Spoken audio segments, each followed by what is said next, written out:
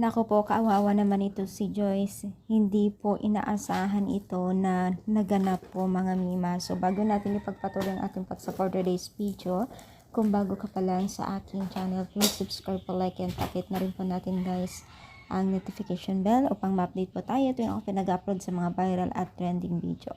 So alam nyo ba guys, naging usap-usapan ang latest update po sa dalawang couple o dalawang love team na si Joy at si Kalingap Dan, dahil ang hindi naasahan po na nagkaroon or nakita po kay Joy na meron na hindi kagandahan balita dito sa kanyang kalusugan. Ito ay kanyang mattress ay meron pong cyst. So bilang isang may cyst din kagaya ni Joy ay hindi po biro yan. So guys, hindi naman po 100% na ganito ang case nito.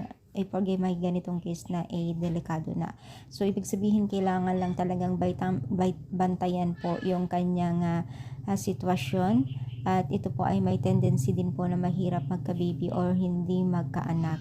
Dahil po karamihan ngayon na nagkakaroon ng ganito ay mula po nung, alam nyo guys, pansin nyo, nung mula ng may mga naturukan po ng vaccine, marami na umusbong po ang pagkakaroon po ng ang cyst po ng mga kababaihan, lalo na po sa mga wala pang anak, mga biba.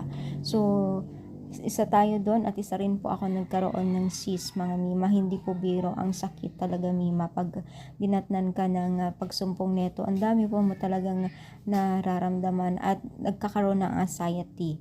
Yes mga mima, anxiety, hindi mo maintindihan yung sarili mo, masakit ang balakang, paa, ganun mga mima pag mayroon kang ganito, kaya hindi biro ang kanyang nagdadaanan.